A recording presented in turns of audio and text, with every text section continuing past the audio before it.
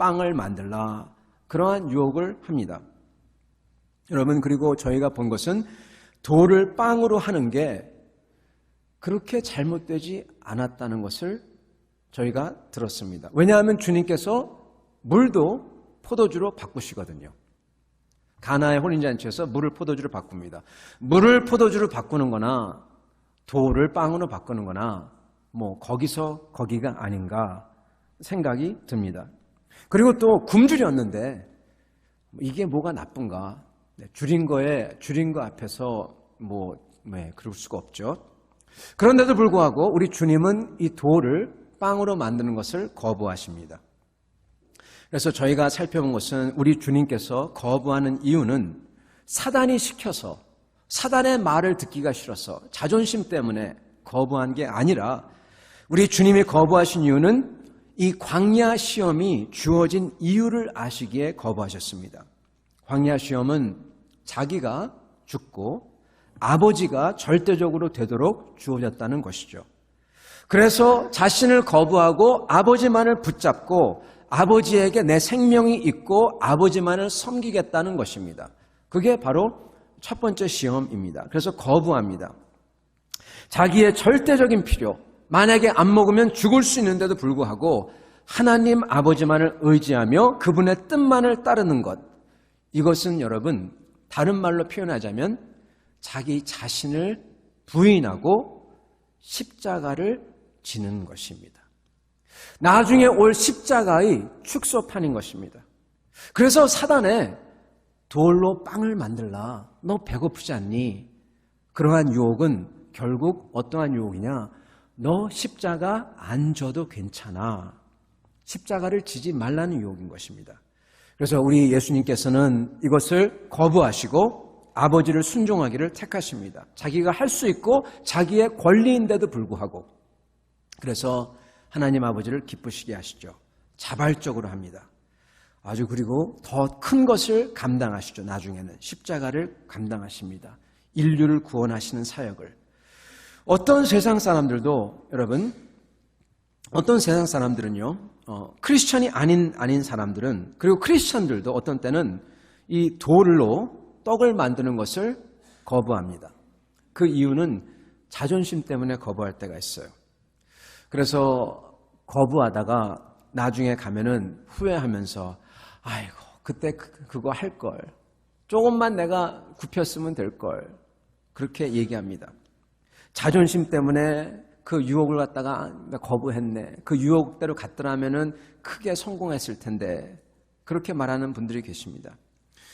나중에 여러분 자존심 때문에 거부하면은 그것은, 자존심은 가서 다 닳아 없어지고 나중에 남는 것은 양심을 잃어버린 동물 같은 모습이든지, 아니면은 정말 그렇게 자존심을 지켜가지고 끝까지 가면은 남는 것은 교만입니다.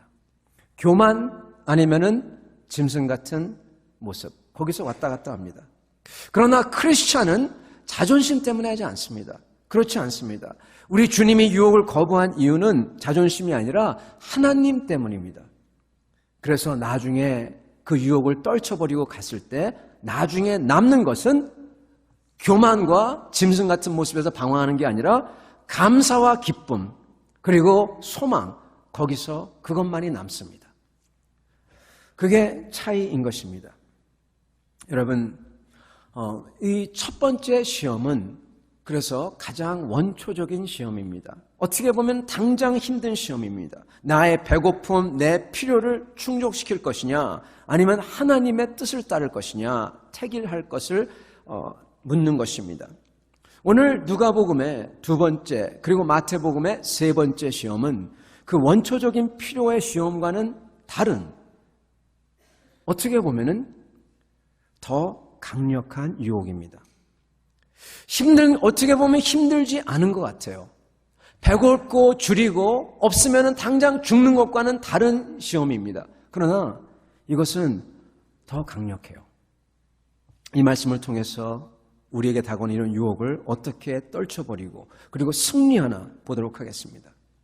이 사단이 주는 이 유혹이요, 이 유혹은 각 복음서마다 조금씩 뉘앙스가 다릅니다. 마태복음에서는 이 시험을 세 번째 시험으로 놓습니다. 맨 마지막에 놔요. 이게 무슨 얘기냐? 궁극적인 시험인 것입니다.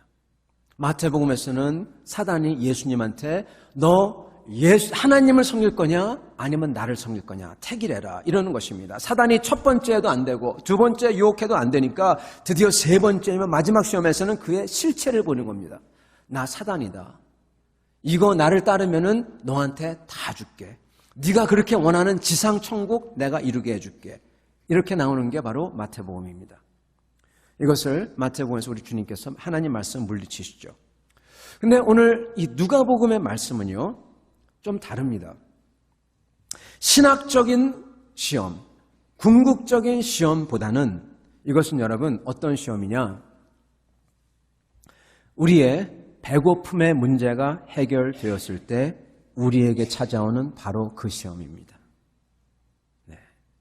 여러분, 배고픔의 문제가 해결되었을 때 찾아오는 바로 그 시험. 저희는 여러분, 배고픔의 문제가 해결되면은 반드시 싹 오는 게 있습니다. 저희가 배고플 때는 여러분, 배고플 때는 저희가 배고플 때 짓는 죄가 있습니다. 그리고 그 죄는 참 비참합니다. 도둑질, 강도, 살인 이런 거죠. 어떻게 보면 인간 이하의 그러한 죄입니다. 그러한 삶입니다. 그래서 이 가난은, 비참한 가난은 죄의 결과이며 이것은 반드시 퇴치되어야 합니다. 물론 우리가 부자가 되는 게 주님이 뜻이다. 그건 아닙니다. 그렇지만 가난하게 되는 것, 이것은 결코 주님의 뜻이 아닙니다. 우리 주님은 풍성한 하나님이시며 만물을 가득 채우시는 주님이시고 그리고 자기가 가지는 게 아니라 주시는 하나님, 그러기 원하시는 하나님이세요. 그것도 자녀들한테, 하나님의 자녀들에게는 더욱 더 주시기 원하시는 하나님이십니다. 그래서 꽉 차고 넘치시길 원하시는 분이에요. 그렇기 때문에 우리 주님께서는 이렇게 말씀하시죠. 예수님의 이름으로, 하나님의 독생자의 이름으로 구하라, 기도해라, 달라고 해라. 그러면은 내가 주리라. 그러한 약속을 수도 없이 하십니다. 어떤 분들은, 크리스찬들은 그리고 주님의 종이나 하나님을 따르기로 작정한 선교사님이나 장로님이나 집사님이나 이런 크리스찬들은 가난해야 된다 이렇게 말씀을 하시는 분들이 있습니다. 근데 그런 분들은요 하나님의 은혜를 모르고 아버지 하나님을 모르는 분들입니다. 세상의 죄와 그 죄의 결과 때문에 모든 게 가난해지고 힘들어지는 겁니다. 여러분 사실은 하나님의 뜻은 크리스찬이 잘 되기를 원하세요. 그리고 차고 넘치기를 원하십니다. 그래서 그것을 위해서 저희가 서로 기도해야 되는 것입니다. 그러면서 주님께 기뻐서 너무 감격하고 감사해서 복음을 위해서 자발적으로 드리고 자기 권리를 포기하고 자발적으로 그런 역사가 일어나는 게 아름다운 것입니다. 사실은 저희는 주님께서 채워주지 않아도 그래도 감사하고 드립니다. 거기서부터 시작을 합니다. 그러면서 주님이 보시고 채워주시고 축복하시면은 더 감사해서 더 드립니다. 더 채워주시면 더 감사해서 더 드리죠. 이 부유하게 된 분들을 보면은 그래서 항상 여러분 씀씀이가 크세요. 써야 될 때 확 씁니다. 섬깁니다. 주님께서 그것을 보시고 또 축복하십니다. 여러분 그래서 저희는 교회에서 서로를 위해서 항상 서로 풍성하도록 기도해주고 풍성해지면은 내일처럼 기뻐하고 잘 됐다고 박수치면서 기뻐해야 됩니다. 그리고 격려해야 됩니다. 근데 여러분 이렇게 차고 넘치는 게 주님의 축복 맞습니다. 그러나 이렇게 차고 넘칠 때 우리의 배고픔이 가실 때 그때 그 순간 우리에게 스며드는 찾아오는 그 시험이 있어요. 이 배부를 때 찾아오는 시험, 배부를 때 짓는 죄, 이 죄는 여러분 이 배고플 때 짓는 죄에 비해서 가증스럽습니다. 배고플 때 짓는 죄는 여러분 정말 비참하고 그렇지만 우악스럽고 그렇지만 가증스럽지 않아요. 근데 배부를 때 짓는 죄는 하나님이 보시기에 가증스러워요. 왜냐하면 인간답다고 하면서 오히려 더 타락하고 아름답고 거룩한 주님의 형상을 일그러뜨리기 때문입니다. 더 일그러졌는데 그러면서 안 일그러진 척, 아름다운 척 하기 때문에 그렇습니다.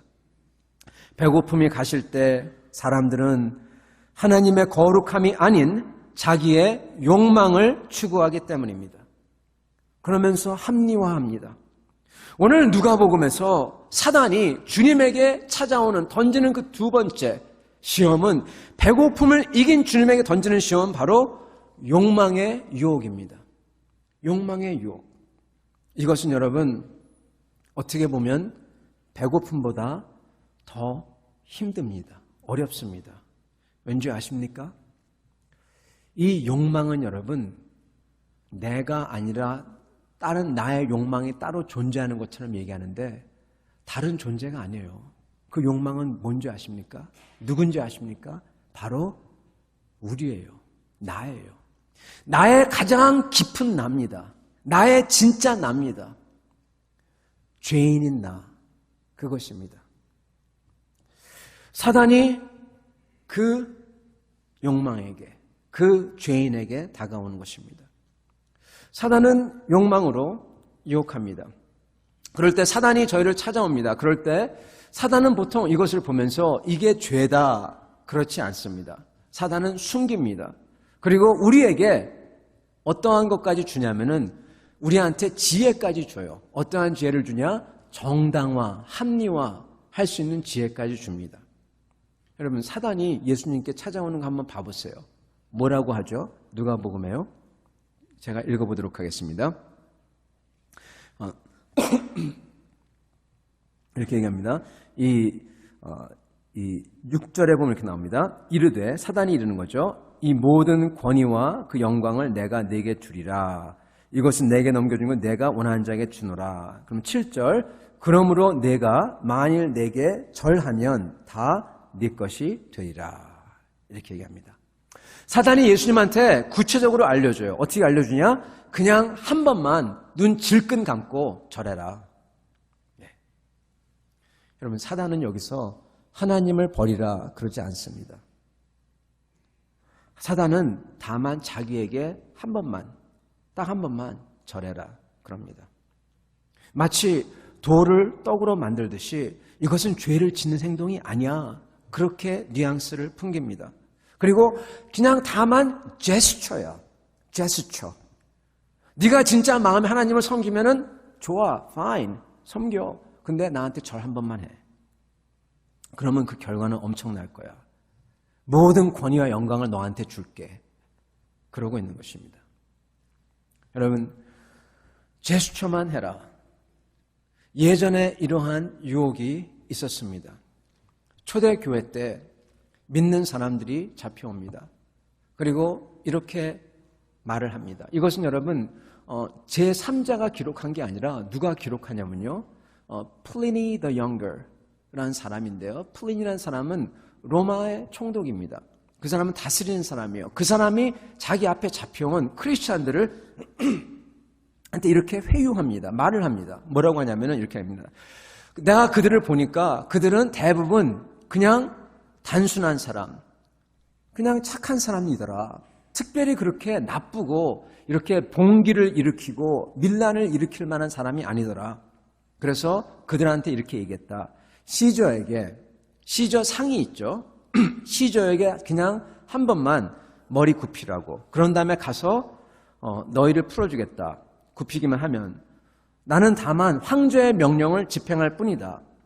그런 다음에 그들이 가서 예배를 드리던 말던 나는 상관 안 한다. 이렇게 얘기합니다. 즉 뭐라고 얘기하냐면은 황제의 명령이 내려온 거예요. 이런 사람들이 있으니까 이 사람들은 잡히면은 이렇게 하라. 그래서 굽히게 합니다. 한 번 굽히면은 풀어준 다음에 그 다음에는 신경 안 쓴다는 것입니다. 가서 예배 드려도 괜찮은 것입니다. 그래서 교인들이 잡혀온 교인들이 많은 사람들이 머리를 굽힙니다. 또 다른 시험은 그 성모 마리아와 아기 예수의 그 그림을 놓고 이거를 밟아라. 밟고 가면 된다. 네가 진짜 믿는 거 상관없다. 그렇게 얘기합니다. 그래서 많은 교인들이 그렇게 합니다. 그런데 한 교부가 잡혀와요. 교부죠. 한 사람이 잡혀오는데 그는 그것을 거부합니다. 그래서 할 수 없이 그 로마 그 사람을 형 집행을 합니다. 여러분, 당시 시저는 신으로 사람들이 일컬었습니다. 약간 시계를 빨리 돌려가지고요. 한국 교회 일제시대 때 신토를 세웁니다. 신토를 세우고 난 다음에 거기에 절하라고 합니다. 그때 교회들이 나서서 신토에 절합니다. 하는 말이 그냥 일왕에게 한 번 절하는 거다. 종교가 아니다. 종교가 아니다. 그러면서 잡혀온 몇 분의 교회 목사님과 장로님들이 거부합니다. 그래서 형 집행을 합니다. 일본은 지금도 일왕을 신으로 섬기죠. 여러분, 한번 눈 질끈 감고 그냥 굽히고 나서 가서 예배드리고 계속 주님을 섬기면 되잖아요. 왜 그것 때문에 아까운 목숨을 버립니까? 그 질문이 이 질문인 것입니다. 여러분, 과연 눈 한번 질끈 감고 한번 고개 굽힌 다음에 이게 아무 뜻도 없으니까 그런 다음에 가가지고 열심히 주님 위해 살고 그래가지고 교회가 부흥하고 그러면은 좋은 것일까요? 만약 그렇게 해서 교회들이 부흥한다면 여러분, 그것은 교회가 아니라 하나님 앞에 가증스러운 집단이든지 아니면 부흥한다고 하더라도 바람이 불면 전부 다 우수수 떨어져 나갈 교회 같지 않은 종교 집단인 것입니다. 여러분, 굽힌 일본 교회 종교 집단이 됩니다. 여러분, 수많은 종교 중에서 기독교는 다만 그냥 종교 중에 하나일 뿐인 것입니다. 그래서 여러분, 일본의 복음화가 지금 그렇게 어려운 겁니다. 기독교는 다만 여러 종교 중에 하나이기에 그런 것입니다. 우리나라에는요, 교회가 어떤 줄 아십니까? 지금은 퇴색이 됐지만은 우리나라에서 교회는 종교 중에 하나가 아니었습니다. 도교, 유교, 불교 여러 가지 미신이 있는 중에서 기독교만큼은, 우리 주님만큼은 빛같이 빛났습니다. 유래를 찾을 수 없는 초종교적인 하나님 말씀 그대로 복음이었어요. 올바른 길을 가르쳤고요. 목숨을 버리더라도 하나님께 충성을 지켰고요. 그것을 사람들이 다 봤습니다. 세상 사람들이 알고 있었습니다. 문맹을 퇴치했고 가난한 자들에게 긍휼을 베푸는 병원을 세웠고 그 어느 누구도 건드리기 싫어하는 그 가난한 사람들 다 주워다가 모아다가 치료하고 섬겼습니다. 여러분, 만약 한국교회에서 그렇게 굽히지 않은 분들이 없었다면 절대로 우리나라는 이렇게 복음화 될 수 없었을 것입니다. 만약에 초대교회에서 그렇게 굽히지 않은 분들이 없었더라면 여러분과 제가 이곳에 있을 수가 없을 것입니다. 여러분, 그 한 번 굽히는 것, 아무것도 아닌 것, 사단이 우리 주 예수님께 와서 똑같이 얘기합니다. 굽히기만 해라. 내가 다 주겠다. 성도 여러분, 사실은요, 이 굽히는 것, 이게 아무것도 아닌 거지만은 이것은 결국 누구를 위해 하느냐, 누구를 위해 사느냐, 이것을 표현하는 것입니다. 아무것도 아닌 것 같더라도 여러분, 아무것도 아닌 것 같더라도 내가 주님을 위해서 한다는 그 결심 하나, 그게 하늘과 땅 차이를 냅니다. 다 똑같고 다 잘 되는 것 같죠? 아니에요. 그 믿음 하나가, 그 마음가짐 하나가 완전히 갈라버립니다. 욥과 아브라함의 차이예요. 여러분, 롯과 아브라함의 차이입니다. 여러분, 롯 기억하시죠? 롯은 자기가 하나님을 믿겠다고, 하나님을 섬기겠다고 결단해서 따라간 사람이 아닙니다.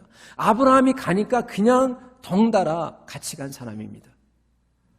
그 사람의 후손은 나중에는 암몬과 모압이 되고 그냥 기억에서 지워져 버립니다. 아브라함은 똑같이 가더라도 그 사람은 결단을 한 사람입니다. 어떻게 결단했나요? 자기는 하나님을 따르겠다고. 자기 집도 놔두고 자기의 가족도 친척도 자기의 모든 세이프티넷을 다 놔두고 딱 간 사람입니다. 그 사람의 태도가 롯과 똑같지 않습니다. 천지차이입니다. 아브라함은 그 후손이 이스라엘로, 다윗으로, 그리고 예수 그리스도로 연결되어 기억이 되는 것입니다. 여러분, 저희가 지금 누리고 있는 이 신앙은 사실은 그때 그분들, 그리고 그렇게 한국교회, 그리고 교부들, 그런 분들이 결단한 그 마음 때문에 여기 있는 것입니다. 여러분, 사단은요, 우리한테 시험을 할 때 욕망을 내세워서 접근합니다. 그러면서 그 욕망을 합리화시킵니다. 근데 그것을 받아들이는 순간 우리는요, 아무것도 아니게 돼요. 세상과 똑같이 됩니다. 합리화만 남은 사람과 교회, 세상과 똑같이 돼요. 복음을 전할 거리가 없어요.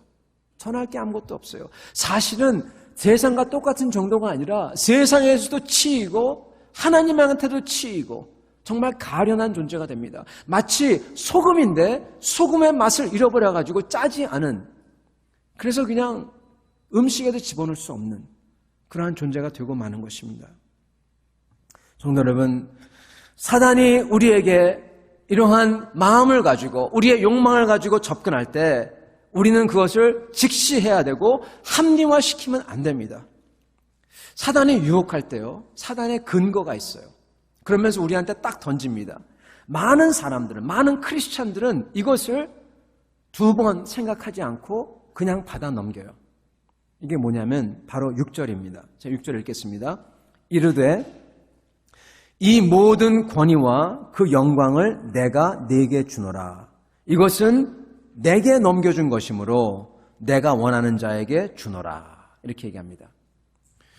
이 시각, 이게 문제입니다. 제가 여러분께 여쭤볼게요. 이 세상의 권세는 누가 쥐고 있습니까? 대답하지 마세요. 네, 틀린 대답일 것 같아가지고. 여러분, 많은 크리스찬들은 이 세상을 권세 잡은 자가 사단이라고 얘기합니다. 맞습니다. 에베소서 2장 2절에 보면은 사단을 공중의 권세 잡은 자 이렇게 표현합니다. 그리고 또한 저희가 보면은 이 세상에 죄가 가득하고 타락하고 죄가 관영했다고 했죠. 그래서 이 세상을 보면은 소망이 없고 그렇습니다. 그래서 가만히 생각해 보면은 정말 잘 되고 부유하게 되려면은 사단이 말한 것처럼 사단을 쫓아가면은 좀 세상의 죄와 악과 타협하면은 저희가 부유하게도 되고 영화를 더해줄 것 같이 보입니다. 사단이 그런 위치에 있는 것처럼 보여요. 많은 크리스찬들은 이렇게 얘기합니다. 그렇다고. 여러분, 그것은 아주 잘못된 시각입니다. 그 시각이 저희를 망하게 만듭니다. 여러분, 이 공중의 권세 잡은 자, 이게 무슨 뜻이냐? 이 세상을 휘어잡고 있다는 게 아닙니다. 그 뜻은 뭐냐? 공기를 잡고 있다. 즉, 바람을 잡고 있다. 뜨거운 공기를 잡고 있다. 헛것을 잡고 있다. 이 뜻입니다. 헛것을 잡고 입은 자. 여러분, 사단은 그런 위치에 있지 않습니다. 하나님의 말씀은 그것을 전혀 부인합니다. 고린도전서 10장 26절 이렇게 나옵니다. 땅과 거기 충만한 모든 것이 주의 것임이라. 여러분, 이 세상 권세는 오직 하나님 아버지에게만 있습니다. 우리 주님이 절대 주권을 가지고 계십니다. 여러분, 이게 성경에서 제일 중요한 닥트린이 이것입니다. 하나님만이 절대 주권을 가지고 계시다.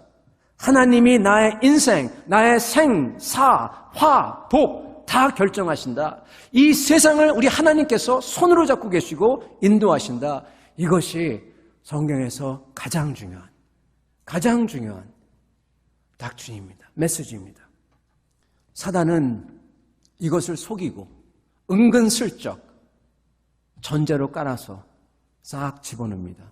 나한테 그 권세가 있다고, 내가 주겠다고. 거짓말입니다. 사단은 거짓말했어요. 여기서 자기가 다스리는 것처럼. 근데 재미난 것은요, 세상을 이 시각으로 보면 그렇게 보인다는 겁니다. 그리고 그렇게 보는 분들은 안타깝게도 그들의 시각이 그렇기 때문에 점점 부정적이 되고 나쁘게 돼요. 그럴 수밖에 없습니다. 근데 주님의 말씀에 따르면 세상의 힘은 오직 하나님에게 있고 그리고 사실은 사단에게 없다고 합니다.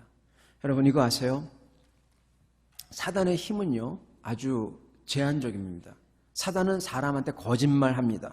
그래서 사람의 죄를 사용합니다. 그래서 자기한테 힘을 넘기도록 해요. 한 사람한테 그런 게 아니라 여러 사람한테, 집단한테, 나라한테 합니다.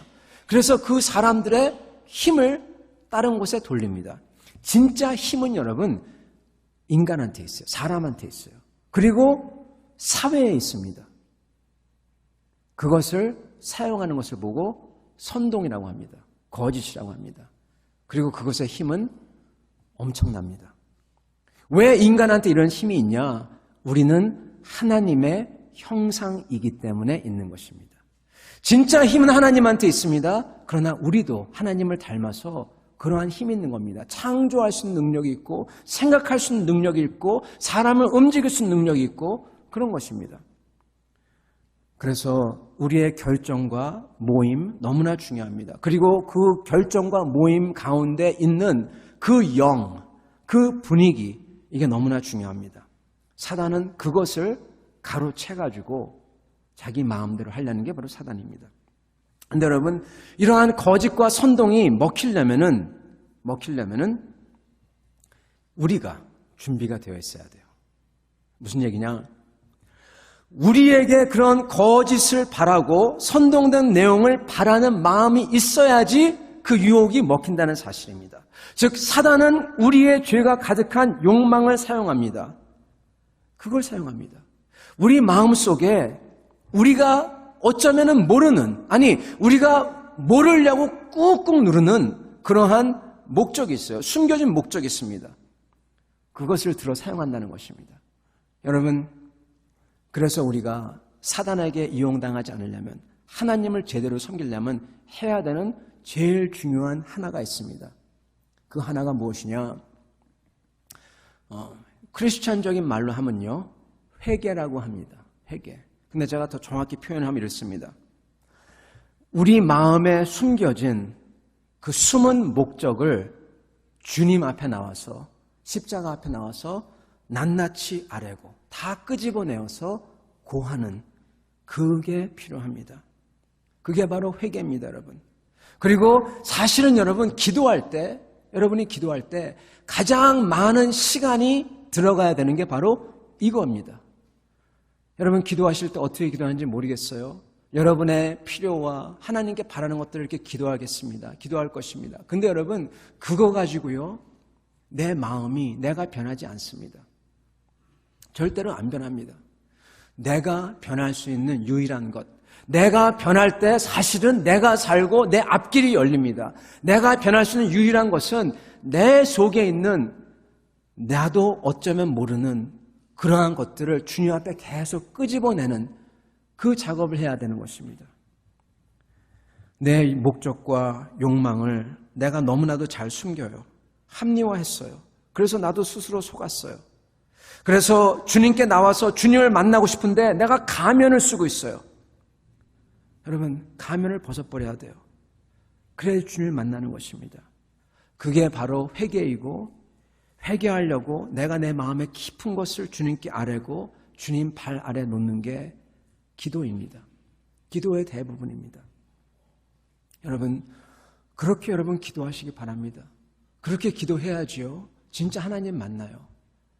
우리가 우리의 것을 꺼내지 않고 그냥 하나님 앞에 나오면은 그냥 마치 수박 겉핥기 하듯이 하나님 만나고 갑니다.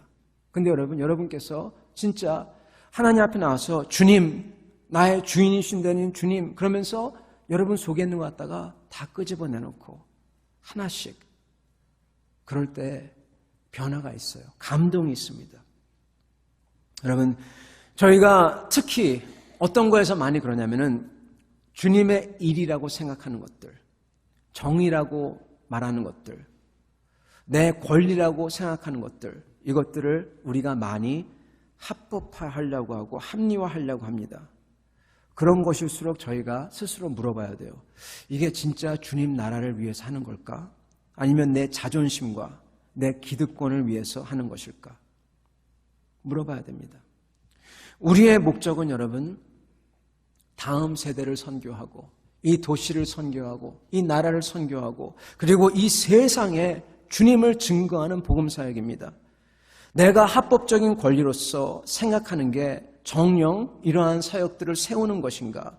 내 형제를 살리고 격려하는 것인가? 주님의 사역을 더욱 활성화하는 것인가? 아니면 내 욕망에 그리고 내가 원하는 것의 합리화인가? 이것을 항상 저희가 물어봐야 됩니다. 여러분 이거 아세요? 저희가 물어보면요, 주님이 말씀하십니다. 가르쳐 주십니다.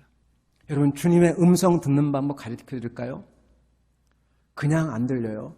주님의 음성 듣는 방법 중에서 가장 빠른 방법이 바로 자기 속에 있는 모든 것을 끄집어내가지고 그 꾹꾹 눌렀던 걸 끄집어내가지고 주님께 아뢰는 겁니다. 그러면 주님께서 입을 열고 말하세요. 내가 그런 거 얘기 안 하기 때문에, 가면 썼기 때문에 주님이 얘기할 수 없는 겁니다. 성도 여러분, 우리가 거짓에 넘어가지 않으려면 저희는 진실과 약속을 알아야 됩니다.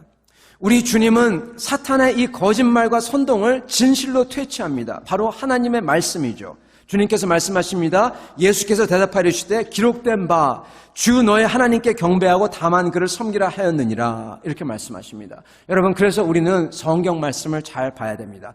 그렇게 보통 많은 설교들이 거기서 끝납니다. 그렇게 많은 가르침들이 거기서 끝납니다. 틀린 말 아닙니다. 맞습니다. 우리 성경 말씀 잘 알아야 됩니다. 성경 말씀을 외워야 됩니다. 그것으로서, 그 말씀으로서 사단 마귀의 괴계를 물리칠 수 있습니다. 근데 여러분, 그게 끝이 아니에요. 그게 끝이 아니에요. 왠지 아십니까? 우리가 생각하는 하나님의 말씀과 예수님이 생각하는 하나님의 말씀이 격이 달라요. 우리는 어떻게 생각하냐? 이렇게 생각합니다. 사단 마귀가 유혹해 올 때 하나님 말씀을 열심히 묵상하고 외워서 그걸 딱 던져버리면은 예수님처럼 합니다. 기록된 바 주 너의 하나님께 경배하고 다만 그를 섬기라 하였느니라. 딱 그러면은 그 말씀 때문에 사단이 막 도망간다고 생각해요. 마치 죄송합니다. 그 magic spell, 그 마술을 걸 때 그 주문 같이 생각을 합니다. 여러분, 우리 주님한테, 예수님한테 하나님의 말씀은 뭔지 아십니까, 여러분? 그냥 말씀을 붙잡고 이거를 외우고 중요한 이 정도가 아니에요. 우리 예수님에게 하나님의 말씀은 뭐냐? 자기가 눈을 감아도, 자기가 눈을 감기까지 자기가 잊어버릴 수 없고, 그리고 자기의 모든 것을 다 들여서 성취해야 될 하나님의 비전과 꿈입니다. 하나님의 비전과 꿈이에요. 그냥 매직 단어가 아니에요. 그냥 외워서 얘기하는 게 아니라 그 말 그 자체가 주님을 섬길 것이라, 주님의 나라가 임한다. 이거는 주님이, 우리 예수님이 꿈꾸는 꿈입니다. 비전입니다. 그리고 그것을 위해서 자기의 모든 것, 자기의 모든 물과 피를 다 쏟을 준비가 되어 있는 것입니다. 그것을 던지는 겁니다. 여러분, 예수님께 하나님의 말씀은 단순히 성경 말씀이 아니라 절대적인 약속이며 절대적인 비전입니다. 예수님의 피를 끓게 하는 꿈과 비전, 그리고 자기의 모든 것을 주고서라도 해야 하는 바로 그것입니다. 여러분, 우리가 유혹을 이기려면 이게 있어야 돼요. 우리의 유혹은 여러분 그냥 못 이깁니다. 왠지 아십니까? 아까 말씀드린 것처럼 그 유혹은 다른 제3자가 아니라 바로 나거든요. 그것도 나의 가장 깊숙한 것, 가장 힘센 것이거든요. 옛사람입니다. 이 옛사람은 우리가 못 이깁니다. 새 사람이 되지 않고는. 저희는 이 유혹을 이기려면 이 유혹보다 더 크고 더 강력한 저희의 욕망이 있어야 됩니다. 욕망이라는 단어를 쓰겠습니다. 바로 비전입니다. 바로 꿈입니다. 그게 있어야 유혹을 물리칠 수가 있어요. 하나님의 하나님 나라의 그 큰 꿈이 있는데 이 유혹들이 나를 건드리지 못해요. 자잘해요. 다 조그매요. 나를 움직이지 못합니다. 왜요? 더 큰 게 있는데. 더 큰 물고기가 있어요. 그거를 잡아야 돼요. 예수님의 경우 바로 이 비전이 있으셔서, 하나님 나라의 비전이 있어서, 온 인류를 구하실 비전이 있어서 사단의 유혹을 말씀으로 튕겨내는 겁니다. 우리가 유혹을 이기고 승리하려면 바로 이 비전과 꿈이 있어야 됩니다. 여러분 이거 있으십니까? 사람들은 꿈이 없이 살아요. 비전 없이 살아요. 예수를 믿으면 천국 간다고 믿어요. 네, 좋습니다. 믿은 다음에 근데 그 다음에 so what? 그랬을 때 없어요. 텅텅 비어 있어요. 그래서 사단이 와서 유혹하고 딴지 걸고 그럽니다. 여러분 저희는요 절대로 이 속에 비어 있을 수가 없어요. 불교에서 그러죠. 마음을 비워라. 천만의 말씀. 비울 수 없어요. 그 속에 내가 있든지 아니면 하나님이 있든지 더 강력한 게 있든지 그 둘 중에 하나예요. 뭐를 채울 거냐가 문제입니다. 우리는 우리의 꿈과 우리의 가슴을 하나님의 비전으로 채워야 합니다.